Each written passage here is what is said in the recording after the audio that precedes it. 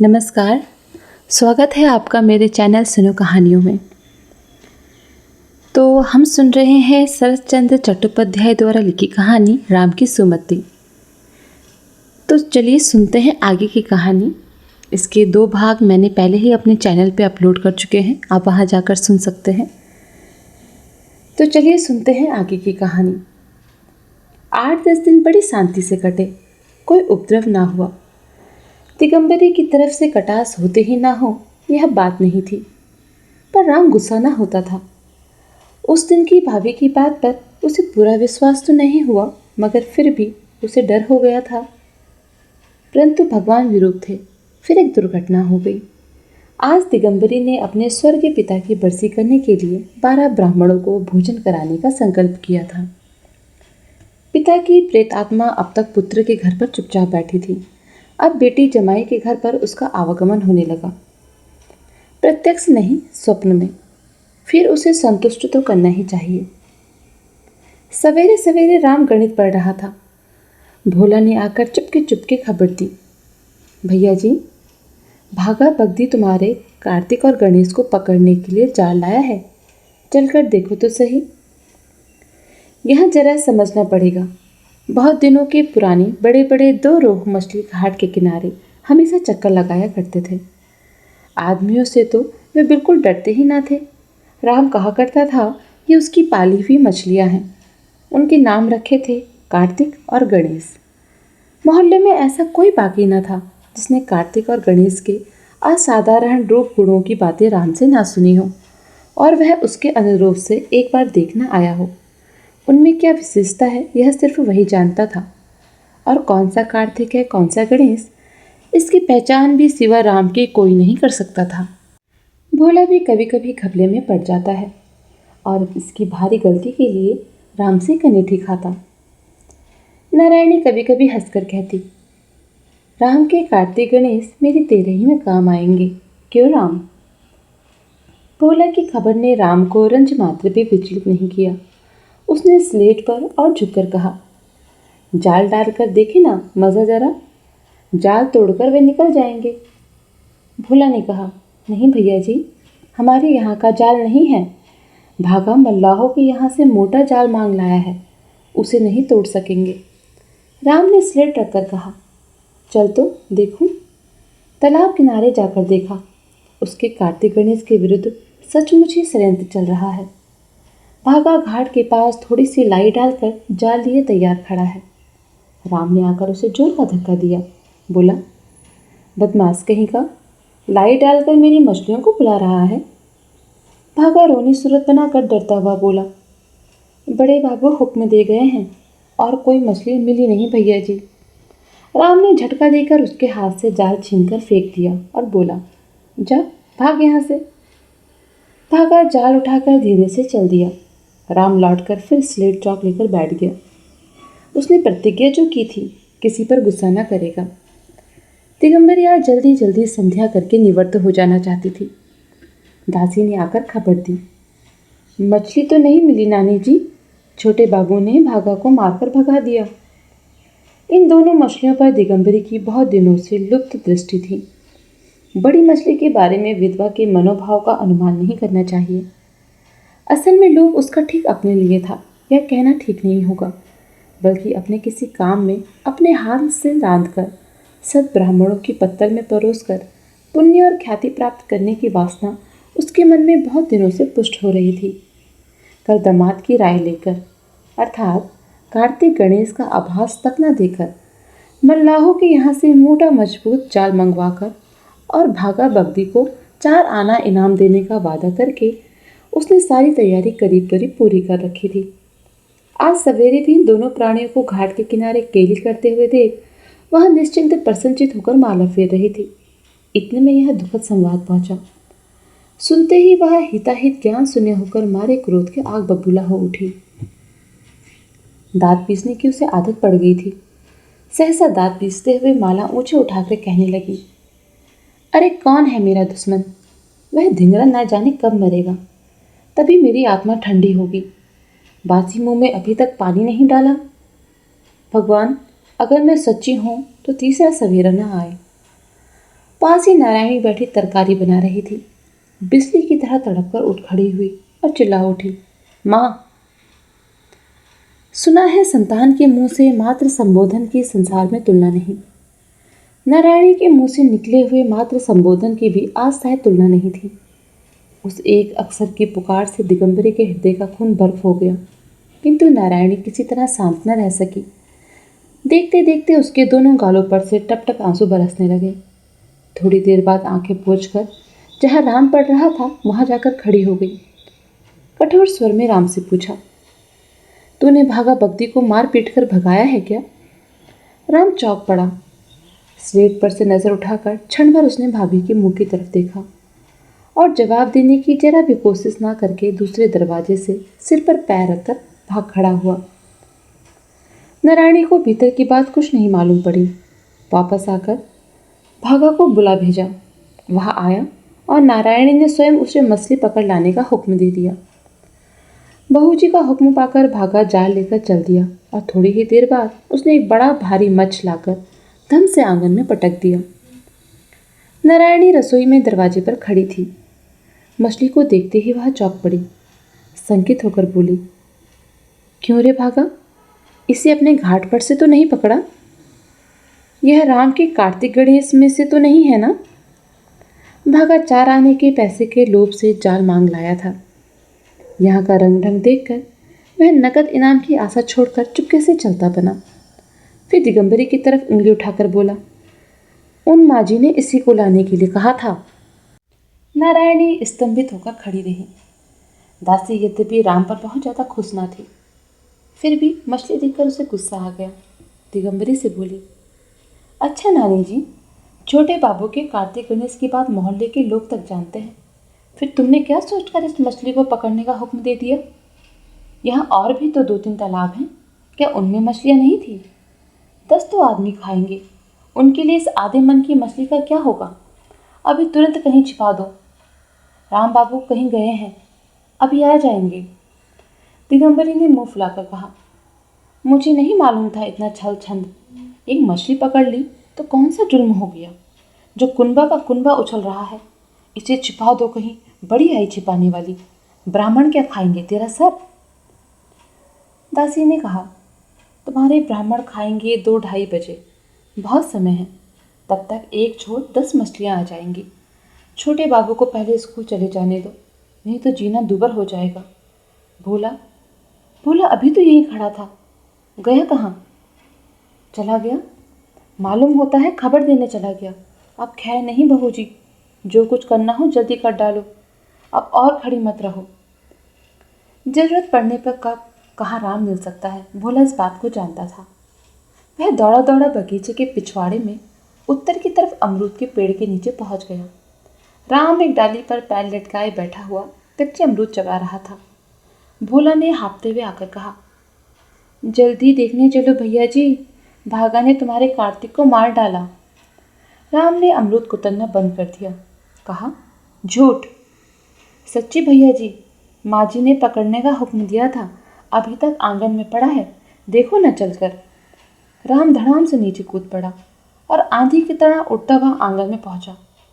पहुंचते ही वह ठिनक कर खड़ा हो गया। मछली को देखते ही एकाएक बड़े जोर से चिल्ला उठा, यही तो मेरा गणेश है। भाभी, तुमने हुक्म देकर मेरे गणेश को पकड़वाया। कहता हुआ राम जमीन पर औंधा पड़ गया और बलि पर चढ़े हुए सिर कटे बकरी की तरह पैर पटकने लगा।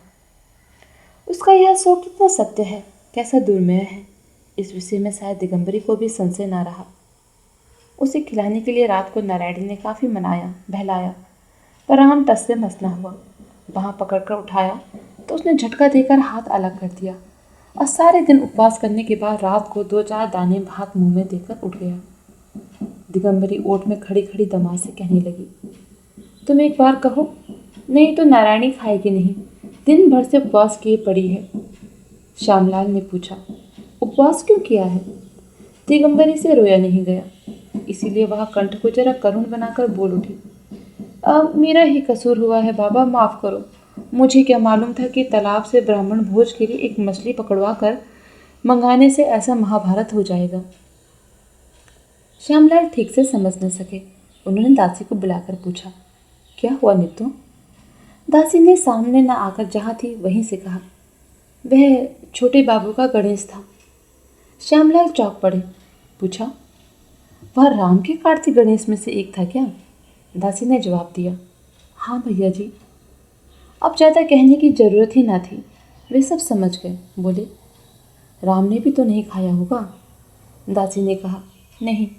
श्यामलाल ने कहा, तो फिर कहना ही फिजूल है। उसने नहीं खाया तो वह थोड़ी ही खाएगी।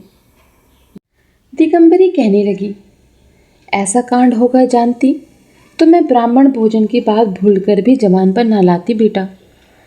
उसने खुद हुक्म देकर क्यों तो मछली पकड़वाई, और अब क्यों ऐसा कर रही है वही जाने। मैं चुप्पी ही साध गई थी, तो भी सब दोष मेरा ही है। तो हम दोनों को और कहीं भेज दो बेटा, यहाँ तो अब एक घड़ी भी रहना नहीं होगा। थोड़ी देर बाद चुप रहकर दिगंबरी ने बिल्कुल रोने की सी आवाज़ में फिर कहना शुरू कर दिया, मेरी फूटी तकदीर अगर ऐसी ना होती तो क्यों ऐसा भाई मरता, और क्यों मुझे झाड़ू लात खाने को यहाँ आना पड़ता। बेटा, हम बिल्कुल ही मोहताज हैं। इसी से हाथ जोड़कर कहती हूँ, हमारे लिए तुम्हें गुजर का कोई और ठिकाना कर देना होगा। श्यामलाल व्यस्त हो उठे, मगर हाना कुछ कह नहीं सके। नारायणी ओट में खड़ी होकर सब सुन रही थी और अपनी माँ की निर्लज मायाचारी से लज्जा के मारे मरी जा रही थी। वह सीधे राम के दरवाजे के सामने जाकर खड़ी हो गई। खटखटाकर बोली, राजा, कैसा है तू? भाभी की बात नहीं सुनेगा? दरवाजा खोल दे। राम जाग रहा था, पर उसने जवाब नहीं दिया। नारायणी ने फिर पुकारा, उठ तो सही, उठ, किवाड़ खोल भैया। अब की बार वह चिल्लाकर बोला, नहीं नहीं खोलूँगा, नहीं, तुम जाओ, तुम सब मेरे दुश्मन हो। अच्छा, सो ही सही, तो किवाड़ तो खोल। नहीं, मैं नहीं खोलूँगा। सचमुच ही उसने उस रात किवाड़ नहीं खोले। श्यामलाल अपने कमरे में से सब सुन रहे थे। नारायणी के भीतर आते ही उन्होंने कहा, या तो कोई रास्ता निकालो, नहीं तो मैं सब छोड़कर जहाँ जी में आए चला जाऊँगा। इतना उपद्रव मुझसे बर्दाश्त नहीं होता। नारायणी को जवाब न देकर सोचने लगी। इसके बाद 2-3 दिन और बीत जाने पर भी जब राम का गुस्सा कम ना हुआ तो नारायणी भीतर ही भीतर शुद्ध और नाराज हो उठी। आज शाम हो जाने पर भी राम स्कूल से घर नहीं लौटा तो वह उत्कंठित क्रोध से बहुत अधीर हो गई।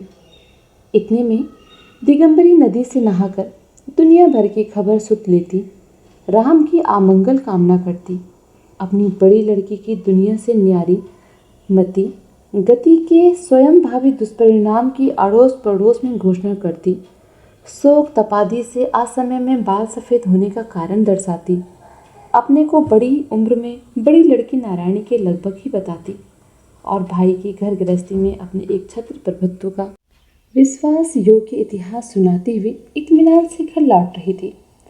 लेकिन बीच में एक घटना सुनकर उठती हुई घर आ पहुंची। आंगन में पैर रखते ही वह ऊंचे स्वर में कहने लगी, अपने दुलारे गुणी देवर की करतूत सुन ली नारायणी? मारे डर और आशंका के नारायणी का चेहरा फक पड़ गया। उसने पूछा, कौन सी करतूत? दिगंबरी ने कहा, वे लोग थाने को गए हैं, और जाए नहीं तो क्या करे। ऐसा बज्जात लड़का तो मैंने 7 जन्म में नहीं देखा, अब जाए जेल। उसके चेहरे से खुशी मानो टपकी पड़ती थी। नारायणी ने उसकी बात का कोई जवाब ना देकर दासी को बुलाकर कहा, राम अभी तक आया क्यों नहीं? भोला को तो भेज जरा, जाकर ढूंढ लाए। दिगंबरी ने कहा, मैं तो सब जान सुनकर आई हूँ। नृत्यकाली सुनने के इंतजार में मुंह बाए खड़ी रह गई। नारायणी ने घुड़क कर कहा, खड़ी है यहीं, जाती क्यों नहीं? कान से सुनाई नहीं पड़ता क्या? दासी सिटपिटाकर उसी वक्त चली गई। दिगंबरी ने अपने स्वर में उद्वेग इकट्ठा करके कहा, क्या हुआ, सुना है तूने? पहले तुम कपड़े पहन लो माँ, बाद में कुछ कहना, कहती हुई नारायणी वहाँ से चल दी। दिगंबरी दंग रह गई और मन ही मन बोली, ओहो, लड़की का गुस्सा तो देखो। ऐसे दिलचस्प कांड का धारावाहिक पूरा वर्णन न कर सकने के कारण उसका पेट फूलने लगा। राम के करतूत का संक्षिप्त सार यह है, गांव के स्कूल में जमींदार का भी एक लड़का पढ़ता है। आज टिफिन के वक्त उसके साथ राम की बहस हो गई। विषय जरा जटिल था, इसीलिए उसकी मीमांसा न हो सकी और मारपीट हो गई। जमींदार के लड़के ने कहा, शास्त्र में लिखा है कि शमशान काली रक्षा काली की अपेक्षा अधिक जागृत है, क्योंकि उसकी जीभ बड़ी है। राम ने प्रतिवाद किया, हरगिज नहीं। मसान काली की जीभ कुछ चौड़ी जरूर है, किंतु बड़ी नहीं, और ऐसी लाल भी नहीं। कुछ देर पहले मोहल्ले में सार्वजनिक रक्षा काली की पूजा हुई थी। उसकी स्मृति राम के मन में स्पष्ट विद्यमान थी। जमींदार के लड़के ने राम की बात न मानकर अपनी बात बताकर कहा, रक्षा काली की जीभ तो इतनी सी है। राम को गुस्सा आ गया, बोला, क्या इतनी सी? कभी नहीं, वह इतनी बड़ी है। इतनी सी जीभ होती तो क्या कभी पृथ्वी की रक्षा कर सकती? पृथ्वी रक्षा करती है, इसीलिए तो रक्षा काली नाम है। इसके बाद दो चार बातें हुई और फिर अंत में गुस्सा। जमींदार का लड़का कमजोर था, लिहाजा उसी ने ज़्यादा मार खाई। उसकी नाक से दो एक बूंद खून भी गिरा। इस स्कूल के छोटे से जीवन में इतनी बड़ी दुर्घटना पहले कभी नहीं हुई थी। जिस जमींदार का स्कूल है, उसी की लड़के की नाक से खून, फिर क्या था? हेडमास्टर खुद स्कूल बंद करके लड़कों को लेकर दरबार में जा पहुंचे। राम के बारे में तो यह कहने की जरूरत ही नहीं कि वह पहले ही वहां से चंपत हो गया था। भोला ने आकर कहा, भैया जी कहीं मिलते ही नहीं हैं। थोड़ी देर में श्यामलाल मुंह लटकाए घर आए। आंगन में से ही बोले, सुनती हो, गांव में रहना तो अब दुश्वार हो गया। नौकरी करके 2 पैसा कमा रहा था, वह भी अब गई समझो। नारायणी ने भंडार घर से निकलकर और चौखट के सहारे खड़े होकर सूखे हुए कंठ से कहा, थाने में खबर कर दी क्या उन लोगों ने? श्यामलाल ने सिर हिलाते हुए कहा, बड़े बाबू देवता आदमी हैं, इसी से माफ़ कर दिया, मगर और भी तो 5 जने हैं।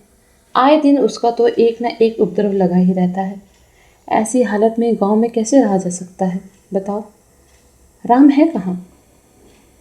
नारायणी ने कहा, अभी तक घर नहीं आया, शायद डर के मारे कहीं भाग गया होगा।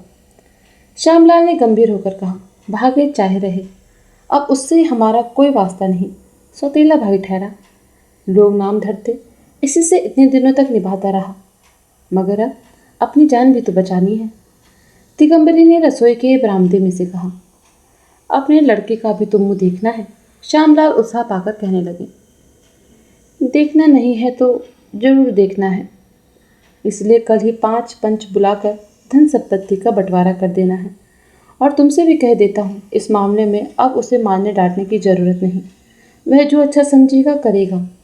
उसने कुछ समझकर ही तो मालिक के लड़के का पर हाथ उठाया है।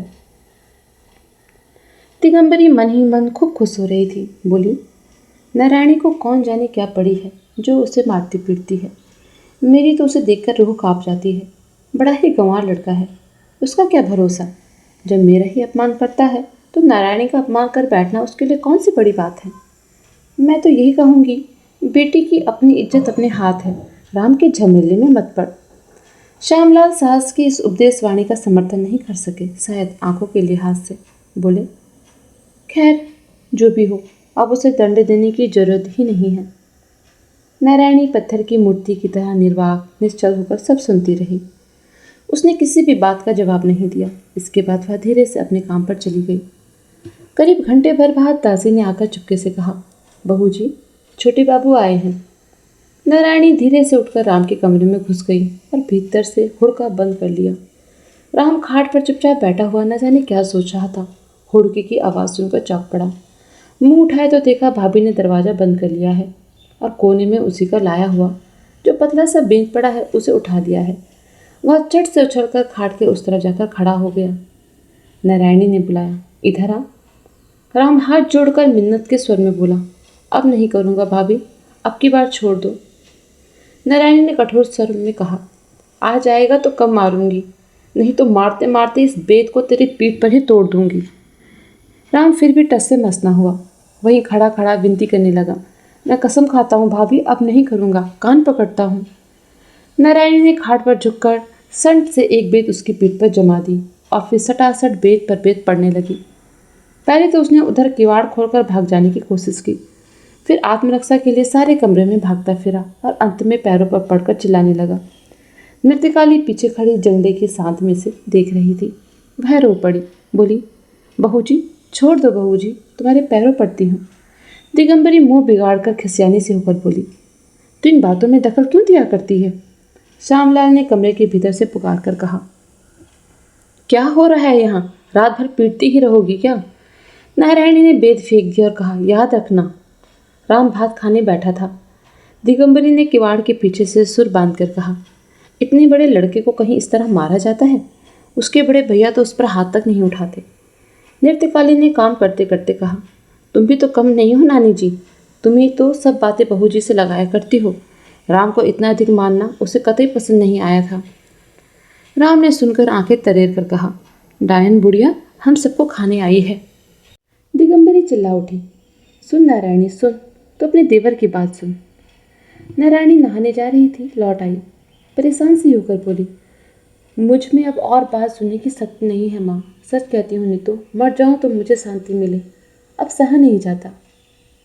अरे ओ बंदर, अभी तक तेरी पीठ के दाग भी नहीं मिटे, इतनी जल्दी सब भूल गया क्या? राम ने जवाब नहीं दिया, खाना खाता रहा। नारायणी ने और कुछ ना कहा, नहाने चली गई। आंगन के एक कोने में एक अमरूद का पेड़ था। रोटी खाकर राम उस पर चढ़ गया और बड़ी लापरवाही के साथ कच्चे पक्के अमरूद कुतर कुतर कर खाने लगा। किसी का कुछ हिस्सा खाया, किसी को थोड़ा सा कुतर कर फेंक दिया, और जो बिल्कुल ही कच्चे थे उन्हें भी निरर्थक तोड़ तोड़ कर इधर उधर फेंकने लगा। यह सब देख भाग कर दिगंबरी भीतर ही भीतर जल बनकर खाक हुई जा रही थी। नारायणी घर में थी नहीं। दिगंबरी से उठा नहीं गया तो बोली, तुम्हारे मारे तो बेटा पक्के अमरूदों का मुंह में जाना भी दूभर हो गया है। बच्चे, अमरूद तोड़ तोड़ कर क्या कर रहे हो यह? राम किसी भी हालत में उसकी बात नहीं सह सकता था, खासकर अभी, जबकि नृत्यकाली के मुंह से वह सुन चुका था कि उसके मार खाने का मूल कारण यही बुढ़िया है। मारे क्रोध के वह आपे से बाहर हो रहा था। पेड़ पर से चिल्लाकर बोला, अच्छा करता हूँ, खूब करूँगा बुढ़िया। यह विशेषण दिगंबरी को बिल्कुल भी पसंद नहीं आया। वह मुंह पिचकाकर बोली, बुढ़िया खूब करेगा? अच्छा, आने दे उसे। जैसा कुत्ता है वैसा ही डंडा चाहिए। कैसा बेहया लड़का है। मारते मारते पीठ की चमड़ी उधेड़ दी गई, फिर भी जरा शर्म है या नहीं। राम ऊपर से ही बोला, डायन बुढ़िया, छोटे मुंह बड़ी बात। बाजी हरामजादा कहेगा। कहती हूँ कि उतर आ भी। राम ने जवाब दिया, क्यों उतरूं? तेरे बाप का पेड़ है क्या? दिगंबरी पागल हो उठी, खूब जोर से चिल्लाकर बोली, ए, बाप तक जाता है? सुन लिया ने तो? सुन लिया ना? ठीक इस समय नारायणी नहाकर लौट आई। पेड़ पर निगाह पड़ते ही वह बोली, खाना खाकर तो स्कूल नहीं गया रे? पेड़ पर ही बैठा है। राम ने सोच रखा था कि पेड़ पर से दूर से ही वह भाभी को आते देख लेगा और उतरकर भाग जाएगा, मगर इस लफड़े में पड़ जाने से उधर का उसे ध्यान ही नहीं रहा। भाभी तो आंगन में आकर खड़ी है। अब उसने डरते हुए कहा, अमरूद खा रहा हूँ। खा तो रहा है, पर स्कूल क्यों नहीं गया, सो बता। पेट में दर्द हो रहा है जो। नारायणी की आग सी लग गई, बोली, इसीलिए भात ना खाकर कच्चे अमरूद खा रहा है, क्यों? दिगंबरी लड़की की आवाज़ सुनकर दौड़ी आई और कहने लगी, हरामजादे को देख तो सही, मेरे बाप तक जाता है, कहता है क्यों उतरू, तेरे बाप का पेड़ है। नारायणी ने आंखें उठाकर कहा, क्यों रे, कहा तूने क्या? राम ने मुंह सिकोड़ कर कहा, नहीं भाभी, नहीं कहा। दिगंबरी चिल्ला उठी, नहीं कहा हरामजादा? नहीं कहा क्या? अभी तो नित्तो मौजूद है। उसके बाद मुंह बिगाड़ कर सानुनासिक स्वर बनाकर कहने लगी, उस दिन जब बेत बेत पर पड़ रहे थे तब कहता था, अब नहीं करूँगा भाभी, तुम्हारे पाँव छूता हूँ, हाथ जोड़ता हूँ, मर गया, अब नहीं करूँगा भाभी। पकड़े जाने पर चींची करता है और छोड़ देने पर उछल कूद करता है, हरामजादा कहीं का। राम से सहा नहीं गया। उसके हाथ में एक बड़ा सा कच्चा अमरूद था। खींच कर मारा जोर से, पर दिगंबरी को उसने छुआ तक नहीं। नारायणी की दाहिनी बाहु पर जाकर लगा पूरी ताकत से। बेचारी की आंखों के आगे क्षण भर के लिए अंधेरा छा गया और वह वहीं बैठ गई। दिगंबरी बुरी तरह शोर मचाने लगी। दासी हाथ का काम छोड़कर दौड़ आई। राम पेड़ से कूदकर बेतहासा भाग खड़ा हुआ। दोपहर को जब श्यामलाल नहाने खाने घर आए तो सब हाल सुना। नारायणी निर्जीव की तरह बिछौने पर पड़ी है। उसकी दाहिनी आंख फूलकर ढक गई है। उस पर भीगे कपड़े की पट्टी बांधकर नृत्यकाली पंखे से हवा कर रही है। दिगंबरी ने आज किवाड़ की सर नहीं ली। सामने से आकर जोर से रोते हुए कहा, राम ने नारायणी को आज मार डाला। श्यामलाल मारे आशंका से चौंक पड़े। पास जाकर चोट की परीक्षा करके कठोरता से स्त्री से बोली, आज मैं तुम्हें कसम देता हूँ कि अगर तुम उसे खाने को दो, अगर किसी दिन उससे बोलो, उसकी किसी बात में पड़ो, उस दिन मेरा सिर खाओ। नारायणी सिहर उठी और बोले, चुप रहो, चुप रहो, ऐसी बात मुंह से मत निकालो। श्यामलाल ने कहा, मेरी इतनी कड़ी कसम अगर न मानोगी तो भगवान करे उसी दिन तुम्हें मेरा मरा मुंह देखना पड़े। यह कहकर वे स्वयं डॉक्टर को बुलाने चले गए। राम पूरे दिन नदी किनारे घूम फिरकर, बैठकर, खड़े होकर, संभव असंभव सब तरह की कल्पना करके शाम के बाद अंधेरे में घर लौटा। देखा, आंगन के बीच में खपचियों का बेड़ा लगाकर मकान को 2 भागों में विभक्त कर दिया गया है। हिलाकर देखा, खूब मजबूत है, तोड़ा नहीं जा सकता। रसोई घर में दिया जल रहा है। चुपके से मुंह बढ़ाकर देखा, वहाँ भी वही बात, कोई है ही नहीं, सिर्फ बर्तनों पर ढेर जमीन पर पड़ा है।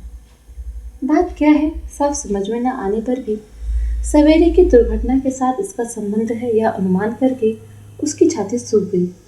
तब वह चुपचाप अपने कमरे में जाकर मकान के दूसरे हिस्से की गतिविधि जानने के लिए कान लगाकर आहट सुनने लगा। इससे पहले उसे जो बड़े जोर की भूख लग रही थी, अब वह उसे भूल गया। करीब 9 बजे होंगे। घूमकर पिछवाड़े की तरफ जाकर राम ने पीछे का दरवाजा खटखटाया तो दासी ने किवाड़ खोल दिए और खुद अलग जाकर खड़ी हो गई। राम ने पूछा, भाभी कहाँ है? कमरे में सो रही है।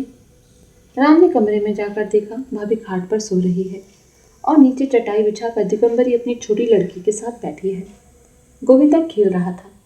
राम को देखते ही दौड़ा आया, चाचा का हाथ पकड़कर उस पर झूल गया और बोला, चाचा तुम्हारा घर उधर है, इधर हम लोगों का घर है। बाबूजी ने कहा है इधर आने से तुम्हारी टांग तोड़ देंगे। राम जैसे ही खाट पर जाकर पायने के पास बैठा, वैसे ही नारायणी ने अपने पैर समेट लिए। राम चुपचाप बैठा रहा। दिगंबरी ने अपनी लल्ली को धक्का देकर कहा, कहती क्यों नहीं सुरो, तेरा जीजा जी ने क्या कहा है इसके लिए? सुरधनी रटे हुए सबक की तरह जल्दी जल्दी कहने लगी, जीजा जी ने कहा है तुम इधर मत आना, कल सवेरे आगे और क्या अम्मा? दिगंबरी ने कहा, जमीन जायदाद। हाँ, जमीन जायदाद सबका बंटवारा हो जाएगा, सुरधनी ने कहा। दिगंबरी बोल उठी, कसम की बात क्यों नहीं कहती, बुर्बक लड़की। सुरधनी ने कहा, हाँ जीजा जी ने कसम दे दी है, जीजी को कि खाने को भी मत देना, बात भी मत करना, जीजा जी ने कहा है। नारायणी ने बिस्तरे पर से ही झड़क दिया, अच्छा अच्छा हो गया, तो चुप रह। फिर दिगंबरी कहने लगी, ठीक ही तो है बेटा, तुम कभी किसी का खून कर डालो, कोई ठीक थोड़ा ही है। वे कसम ना दे तो क्या करे, मैं तो भाई उनको किसी बात में दोष नहीं दे सकती, चाहे कोई कहे। इस घर में तुम्हारा आना जाना खाना पीना अब नहीं हो सकता, इसे भी तो अपने पति के सर की कसम माननी पड़ेगी। सुरधुनी ने कहा, अम्मा भूख लगी है, खाने चलो ना। दिगंबरी ने जरा खींचकर कहा, ठहर जरा बेटी। राम घर में बैठा है, ऐसी अवस्था में तो वह घर में आग लग जाने पर भी नहीं उठ सकती। राम की छाती के भीतर का दबा हुआ रोना भीतर सर पटकने लगा, परंतु दिगंबरी के सवेरे के उस मुंह बनाकर बिराने ने उसकी छाती पर पत्थर रखकर रास्ता रोक दिया। वह रो नहीं सका, एक बार कह नहीं सका, अब नहीं करूँगा भाभी। इस एक ही वाक्य ने बहुत सी आपद विपदों में उसकी रक्षा की है, मगर आज वह उसे भी मुँह से ना कह सका। इसी से उसका दम घुटने लगा। इतने में नारायणी ने थके हुए स्वर में कहा, सुरो, चले जाने के लिए कह दे इसे।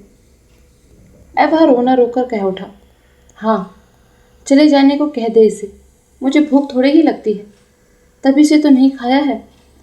नारायणी ने जरा उत्तेजित होकर कहा, एकदम मार क्यों नहीं डाला, तब 10-10 हाथों से खाता। मैं नहीं जानती, जय नृत्यकाली के पास नहीं जाता, उसके पास किसी के पास नहीं जाता। मैं बिना खाए उपासा सो जाऊंगा, कहता हुआ राम धम धम पैर पटकता हुआ घर को कांपता हुआ बाहर निकल गया और चुपचाप अपने घर जाकर खाट पर पड़ गया। दासी थोड़ा सा खाना ले आई और बोली, छोटे बाबू उठो, खा लो। राम उछलकर गरज उठा, जा यहाँ से जलमोही, चली जा यहाँ से। नृत्यकाली खाना रखकर चली गई। राम ने थाली गिलास उठाकर आंगन में फेंक दिया। सवेरे श्यामलाल जब अपने काम से चले गए तो राम अपने आंगन में टहलता हुआ गरजने लगा, कसम वसम मैं नहीं मानता। ओह, बड़ी कसम दी है। कौन होते हैं वे जो कसम दिलाते हैं? वे क्या मेरे सगे भैया हैं? वे मेरे कोई नहीं है। उनकी बात मैं नहीं मानता। मैंने क्या भाभी को मारा था? बुढ़िया डायन को मारा था और लग गया भाभी को। फिर वे कसम देने क्यों आई? इन सब बातों का किसी ने भी जवाब नहीं दिया। थोड़ी देर बाद वह स्वर बदलकर कहने लगा, अच्छी बात है, अच्छा ही तो है। मत बोलो, मत दो खाने को। मैं अपने आप खूब मज़े से खाना बनाऊंगा। भात, दाल, अच्छी तरकारी, मछली, अकेला खूब पेट भर के खाऊंगा। मेरा क्या बिगड़ेगा? इस बात का भी किसी ने जवाब नहीं दिया। तब वह रसोई में जाकर खनाखन झनाझन थाली, गिलास, लोटा, चम्मच इधर से उधर उठाकर रखकर काम करने लगा। शोरगुल के साथ भोला को चावल दाल धोने और तरकारी बनाने की आज्ञा दी। नृत्यकाली सब कुछ रसोई घर में रख गई थी। भोला को हुक्म दिया, तुम मेरा नौकर है, उस तरफ मत जाना। उस घर का कोई अगर इधर आए तो उसकी टांग तोड़ देना। अच्छा, समझा ना भोला? नृत्यकाली आए तो इधर जरा। नारायणी रसोई वाले बरामदे में बैठे सब कुछ सुन रही थी। दिगंबरी कौतूहल के बस बीच बीच में छेद में से उस तरफ झाँक लिया करती थी। थोड़ी देर बाद बड़ी लड़की के पास आकर हंसी रोकती हुई फिस फिस करती हुई कहने लगी, ओहो बेटा की जरा अक्ल तो देखो। आप बढ़िया तरकारी बनाकर खाएंगे। पीतल की पतीली में चावल गले तक भर दिए हैं और जरा सा पानी डाल दिया है। भात बन रहा है, एक तो खाने वाला है, परंतु चावल चढ़ा दिए हैं 10 के लिए। भला यह तो पूछो कि वे गलेंगे कैसे? जलकर खाक ना हो जाएंगे? इस पतीले में क्या इतने चावल आ सकते हैं? यह तो उन्हें बर्बाद करना है। और घमंड है कि हम बनाएंगे खाना। रांधते तो हम लोग भी हैं, किंतु दिमाग हमारा कभी नहीं चढ़ा। भात रांधूंगी तो इतना पानी रखूंगी कि फिर देखना ही ना पड़े। आग मूद कर उतार लो, तैयार हो जाएगा। कोई आए बनाए मेरे मुकाबले में, देखूं लोग किसका अच्छा बताते हैं। नारायणी ने मुंह फेर लिया। नृत्यकाली पास ही बैठी थी, बोली, नानी जी भी खूब कहती हैं। भला उसने कभी किसी दिन एक गिलास पानी भी अपने हाथ से लेकर पिया है जो आज वह रसोई बनाकर खाएगा? वह बहुत दिनों की पुरानी दासी है। ये सब बातें उसे अच्छी नहीं लग रही थी। माँ की देखा देखी सुरधना भी बीच बीच में छेद में से उधर देख रही थी। घंटे भर बाद दौड़ी आई और जीजी का हाथ खींचते हुए बोली, ओ जीजी, जीजी री, चलकर जरा देखो ना। छोटे जीजा बिल्कुल कच्चा भात रूखा खा रहे हैं। दाल तरकारी कुछ नहीं, सिर्फ भात। अच्छा जीजी, कच्चा भात खाने से पेट में दर्द नहीं होगा? नारायणी ने झटका देकर उसका हाथ अलग कर दिया और बिछाने पर जाकर पलट गई। आज वह कितने दुख, कितने भूख की ताड़ना से यह सब खाने बैठा है। यह बात नारायणी से छिपी नहीं रही। दोपहर को श्यामलाल के खाना खाने के बाद दिगंबरी नारायणी को बुलाने लगी। आ बेटी, 2 ग्रास खा लेना। बुखार थोड़ी ही है, चोट से हरारत हो गई है, सो इसमें तो कुछ खाया ही जा सकता है। मैं कहती हूँ ना, खाना नुकसान नहीं करेगा। नारायणी एक मोटी चादर ओढ़कर और अच्छी तरह लेटकर बोली, मुझे परेशान मत करो माँ, तुम लोग खाओ पियो। दिगंबरी ने कहा, भात ना खाना हो तो 2 फुलके बना दो। ना हो, नारायणी ने कहा, नहीं, मुझे कुछ नहीं खाना। दिगंबरी ने आश्चर्य के साथ कहा, ऐसी कौन सी बात है? कल से उपासी पड़ी हुई हो, आज भी ना खाएगी तो शरीर कैसे चलेगा? नारायणी ने कोई जवाब नहीं दिया। नृत्यकाली ने आकर कहा, तुम झूठ मूठ क्यों कह रही हो नानी जी? सर पर खड़े खड़े शाम तक चिल्लाने से भी वे ना खाएंगी। बुखार है, अच्छी तरह सो लेने दो। दिगंबरी उठकर चली गई। कहती भी गई, भगवान जाने क्या बात है, चोट ओट लगने से थोड़ी हरारत होती ही है, उससे कोई खाना पीना थोड़े ही छोड़ देता है। हमसे तो यह नहीं होता। शाम को नारायणी फिर रसोई वाले बरामदे में आ बैठी। जितनी बार नृत्यकाली से उसकी आंखें चार हुई, उतनी ही बार कुछ कहने के लिए उसके होठ खुले और कुछ कहे बिना ही बंद हो गए। राम ने स्कूल से लौटकर हाथ मुंह धोया और जाकर दुकान से लाई चना आदि ले आया। वह खाते खाते ऊंचे स्वर में बोला, मेरा क्या बिगड़ा? भात खाकर मजे से अपने स्कूल गया, अब आकर मजे से फिर खा रहा हूँ। बेड़े के उस तरफ सभी होंगे इतना तो उसको मालूम था, पर सवेरे की तरह अब भी किसी ने कुछ जवाब नहीं दिया। इससे वह और भी घबरा गया, चिल्लाकर बोला, इधर हमारी हद है, किसी दिन नृत्यकाली या कोई हमारी हद में आया तो उसकी टांग तोड़ दूंगा। यह टांग तोड़ने की धमकी वह पहले भी दे चुका है। जैसे पहले उसका कोई नतीजा नहीं निकला था, इस बार भी वैसा ही हुआ। कोई डरा या नहीं कुछ मालूम नहीं हुआ। शाम के बाद वह दिया जलाकर रसोई घर में पहुंचा और फिर शोरगुल करने लगा। हमारी लकड़ियां कहाँ हैं? मैं खाना बनाऊंगा कैसे? हमारा सिललोड़ा कहाँ है? मसाला कैसे पीसूं? उस घर से दासी ने कहा, बहूजी ने कहा है कल बाजार से सिलौड़ा मंगा देंगी। नहीं, मैं खरीदा हुआ सिलौड़ा नहीं चाहता, कहकर वह रोता हुआ रसोई घर से निकल गया। कुछ देर बाद फिर लौट कर आया और कहने लगा, क्यों मेरे गणेश मच्छ को पकड़वाया? क्यों बुढ़िया ने मुझे चिढ़ाया? अच्छी तरह गाली दूंगा, खूब दूंगा। बुढ़िया मरकर दूसरे जन्म में चुड़ैल होगी। दिगंबरी ने आंखें निकाल कर कहा, सुन ले नारायणी सुन, यह जबरदस्ती लड़ना है कि और कुछ? नारायणी चुपचाप दूसरी ओर देख रही थी, उसी तरफ देखती रही। पूरा दिन सवेरे से ही राम की बातचीत का ढंग बदल गया। पूरे 2 दिन हो गए, भाभी ने बुलाया तक नहीं, डांटा टपटा नहीं, मारा नहीं, खाने को नहीं दिया। ऐसा तो उसने अपने होश में कभी नहीं देखा। अब वह वास्तव में डर गया। पहले तो वह अपने रसोई वाले बरामदे में बैठकर तरह तरह की उल्टी सीधी कैफियत देने लगा। बोला, बिल्ली को मारने के लिए अमरूद फेंका था। एक बार और कहा, हाथ से छुड़कर भाभी के सिर पे लग गया। एक बार फिर कहा, मैं तो कच्चा अमरूद फेंक रहा था, किसी को मारा थोड़ा था। फिर कहने लगा, किसी को मैंने गाली नहीं दी, परंतु कोई भी कैफियत काम नहीं आई। उधर से किसी ने भी जवाब नहीं दिया, प्रतिवाद नहीं किया, हाँ न ना, कुछ भी नहीं कहा। राम ने एक बार बड़ी मुश्किल से लज्जा संकोच सब त्याग कर कह ही दिया, अब नहीं करूँगा। इस बात पर भी जब कोई नतीजा नहीं निकला तब वह चुपचाप रोने लगा। अब वह किस तरकीब से, किस चीज़ से, किस तरह भाभी को संतुष्ट करे? भाभी ने उसे अलग कर दिया है। अब वह खाएगा कहाँ? किसके पास रहेगा? कैसे रहेगा? कहीं भी किसी और उसे कुल किनारा नहीं सूझ रहा था। आज उसने रसोई बनाने की भी कोशिश नहीं की और न पढ़ने ही गया। वह कमरे में जाकर सो गया। छिपे छिपे रोते रहने से ही शायद कल रात को नारायणी को बुखार आ गया था। दोपहर को दिगंबरी ने कटोरा भर दूध लाकर कहा, पीना ही पड़ेगा, बिना खाए पिए मरेगी क्या?